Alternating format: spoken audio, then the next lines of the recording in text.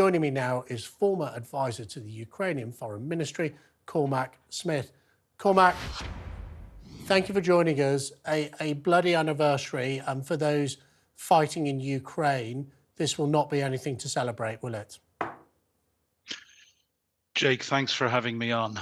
No, it's not. And I was reflecting before I came on, I looked at what I was saying in interviews 6 weeks before the invasion in 2022, and I changed my mind one little bit. The one thing I have seen is we have badly let Ukraine down. We have not given them the weapons that they need fast enough, and this is why the counteroffensive last year stalled. They are now running out of ammunition, which is why we've saw recently they have had to retreat from the strategically important city of Avdiivka. And, they're having a very tough time. They've had to switch along the front line from offense to defense. And, we need to wake up. We should have put our industries on a war footing 2 years ago. There are signs we are starting to do this now. But, this is not just Ukraine's war. It's a war being waged against all of us in the West and NATO. It's the Ukrainians who are doing the fighting, bleeding, and dying on our behalf. So, and I know from talking to my friends in Ukraine every day, they are tired, they are worn out. And then I hear of Ukraine fatigue in the West. We have no right to be tired, because the Ukrainians, although they're tired, cannot give up. Because, and I'll finish, just as a very good friend, a senior diplomat said to me at the start of this horrible invasion, if Russia stops fighting, there will be no war. If Ukraine stops fighting, there will be no Ukraine. And I recall 2 years ago that at the start of this conflict, Putin very arrogantly believed that he would sweep into the capital, Kyiv, within a few days. He would subjugate the Ukrainian people through this illegal war within weeks. Now, of course, that's something that was denied to him, quite rightly, by the very brave fighting of the people in the Ukraine defending their home country. And what they have managed to do, let's make no bones about it, they've managed to stop the overthrow of their democratically and legitimately elected government. And the best they could have hoped for, if Putin had succeeded, was to become some sort of authoritarian satellite state to Russia. So we should be thankful for everything they have achieved. I see today that the Americans have announced 500 sanctions on people associated with Russia, allegedly sanctions to mark the second anniversary of this illegal conflict in Ukraine. Surely the question we should be asking the United States are not, well done on doing the sanctions, but where on earth are the weapons that have been promised?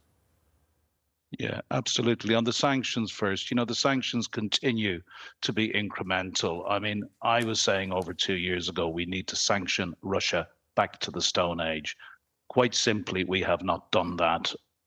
Ukraine's special envoy on sanctions for about 7 months is a close personal friend of mine, so it's something I know a lot about. But no, the weapons is what is critical. I always quote Alexei Reznikov, who was the last minister of defense of Ukraine, who said in a CNN interview the December before the invasion in 2021, he said, "We don't expect or want your boots on the ground. Just give us the weapons we need and we'll do our own fighting."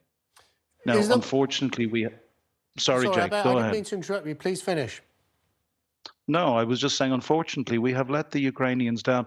Now, let's get some balance. You talked about the battle for Kyiv. The battle for Kyiv, which was won, will go down as one of the great pieces of heroism in wartime. And the son-in-law, I guess, of a very good friend, and is a fighter pilot and fought outnumbered 10-1 in dogfights. Had 5 kills and was finally shot down behind enemy lines and had to fight his way back. So I've heard these stories of heroism. And, if it wasn't for the Brits were among the very first to arm Ukraine with meaningful stuff, the NLAWs, the lightweight anti-tank weapons. I believe, and I've spoken to military friends of mine on our side, if it hadn't been for the NLAWs that we gave them and also the American javelins, Kyiv probably would have fell, because it was just, incredible bravery and incredible incredibly inventive tactics allowed the Ukrainians to win the battle for Kyiv and drive the Cormac, Russians back. Of and course, you're then we quite saw the you're quite right, and one of the proudest achievements of Boris Johnson, there's lots of things people would criticise Boris Johnson for. One of the proudest achievements he should have is supporting the Ukraine in its darkest hour and preventing it becoming a sort of a vassal satellite of Russia. You say I that agree. British politicians shouldn't have the nerve, or Western politicians shouldn't have the nerve to claim to be war weary when we see the sacrifice of Ukrainians. You're absolutely right, but the realpolitik is across the West, that weariness is creeping in. What message should we be listening to from the Ukraine to reinvigorate support for the Ukrainian fighters and the government and their need for weapons? What message do we need to hear here in the UK, and particularly in the United States, where they've got an election coming up this year, to redouble our support for the Ukraine? Two messages, Jake. And I've been saying this for 2 years. The first is the moral reason to support Ukraine.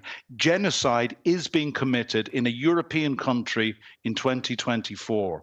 The atrocities that are carried out against innocent Ukrainian people, rape of women, children, and babies, torture, murder, capture and deportation of children, entire cities wiped off the face of the map. These are well documented. And, if we have a moral compass, that should be enough for us to say we don't have a right to get fatigued on Ukraine. Many, I've got to say, will not have such a moral compass, and their own immediate needs will be more important. So we've got to realize this. This wolf will come to our door. I listened to it was Timothy Gordon Ash, one of the most respected commentators on this in the country, on another channel this morning, saying, we are at war with Russia. This is something I've been saying since 2016 when I worked for the Ukrainian government. Russia is waging war against NATO and against the West. And around the world, that is how it is perceived. They will not stop at Ukraine. They will go for Moldova and they will go for the Baltics. I remind people that only a week ago, Katja Kallas, who is the Prime Minister of Estonia, an independent democratic country, was put on a wanted list by the Kremlin, along with senior government officials from Lithuania, Latvia, and Poland.